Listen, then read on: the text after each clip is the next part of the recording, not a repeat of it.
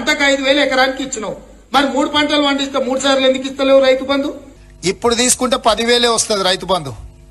కాంగ్రెస్ అధికారంలోకి వస్తే 15,000 వస్తుంది. ఇందిరమ్మ రైతు భరోసా పథకం భూమి ఉన్న రైతులతో పాటు కౌలు రైతులకు కూడా ఏడాదికి ఎకరాకు 15,000, భూమి లేని ఉపాధి హామీ కూలీలకు ప్రతి ఏడాది 12,000. స్పష్టంగా ఏ మాత్రం శశపిశలు లేకుండా, అనుమానం లేకుండా, పదాలు అటు ఇటు కాకుండా పేర్చి కూర్చి ప్రజలకు స్పష్టంగా చెప్పినము.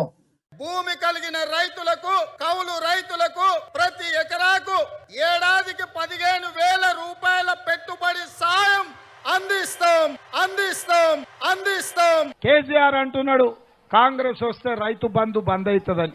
ఎందుకు బంద్ అవుతుందే? మేమేమన్నా దివానగాలమా? మాకేమన్నా ధమాక్ లేదా? రైతులకు కరెంటు బంద్ అవుతుంది, రైతు బంధు బంద్ అవుతుందని కేసీఆర్ మాట్లాడుతున్నాడు. సంక్రాంతి పండుగ తర్వాత మీ ఖాతాలలో రైతు భరోసా గలగల పడుతుంటే బీఆర్ఎస్ వాళ్ళ గుండెలు లబడబ లబడబ కొట్టుకోవాలి. మున్సిపల్ ఎన్నికలు ముగిసిన వెంటనే మీ ఖాతాలలో రైతు భరోసా నిధులు వేసే బాధ్యత రాష్ట్ర ప్రభుత్వం తీసుకుంటుంది. రైతు రుణమాఫీ చేసినాం, రైతు భరోసా అమలు చేసినాం. అందరికి వచ్చిందా రాలేదా అంటే నాకు తెలీదు. మీరిచ్చిన సమాచారమే నాకు